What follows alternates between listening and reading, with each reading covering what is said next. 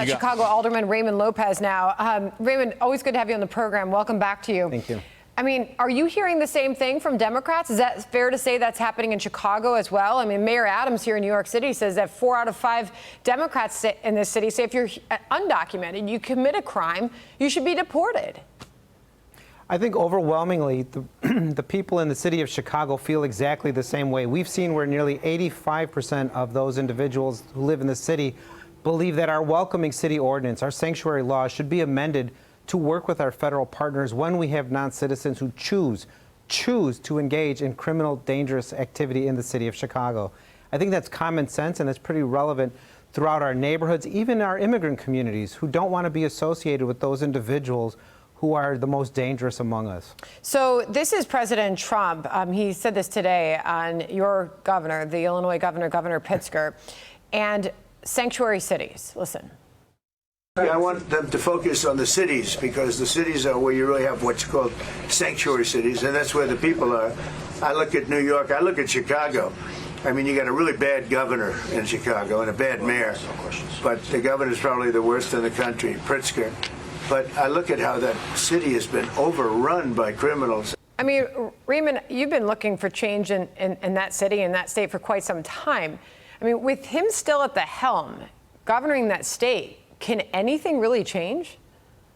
Well, I think what we found interesting, Sandra, is when Governor Pritzker was before Congress, he said that we don't protect criminals, that we work with our federal partners, and we do all of these great things, which quite simply does not happen in the real application of the law. And the same goes for Brandon Johnson when, as mayor, appeared before Congress and said, we don't harbor criminals.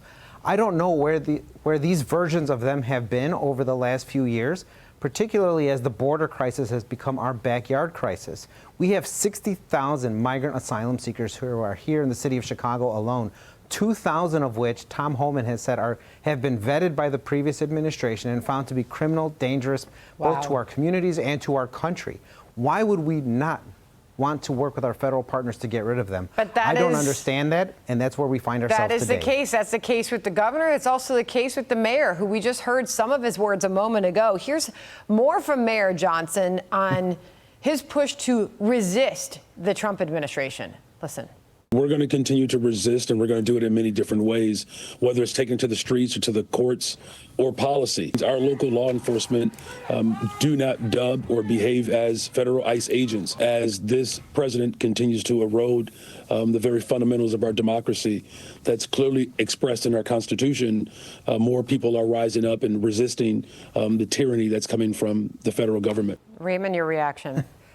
I don't even know where to begin, Sandra, but to hear my mayor say that we're going to resist in the streets when we saw what happened 5 years ago when then Mayor Lori Lightfoot encouraged people to do righteous protests in the streets. The city of Chicago, like so many other cities, were destroyed in those riots, those BLM protests that turned into riots.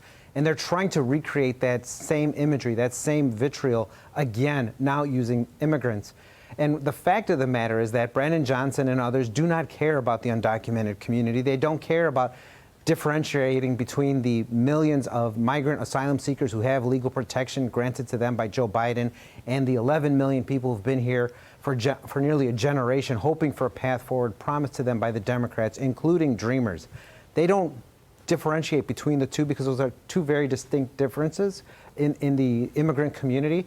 Donald Trump has recognized that fact. He said he's going to work to find a path for Dreamers, but he also wants to go after what Joe Biden has allowed in. Why would we not work to help accomplish those goals? This should not be as partisan and focused on the performance as we have seen it become, because nothing will happen if we continue to point fingers and do nothing to help find a path for nearly 20 million people here. Raymond, I find myself ending this interview as I have most of our recent interviews. And are you still a Democrat? You know, I still am. I'm trying to give my party a path forward themselves to remember where the center is, where common sense lies. Have you found that? But you know what? I find myself more and more being in an isolated situation where the Democrats try to choose further and further to the left to out-crazy themselves and show others what they think should be important, as we saw with that clip with the protesters arguing with that African-American woman trying to get to work. But I'm still going to hold out hope that at some point the Democratic Party will return to normal. When that will be, I have no idea, but I'm holding out hope. Well, we appreciate your concern and your passion. Thank you very much for joining us. We'll have you back soon.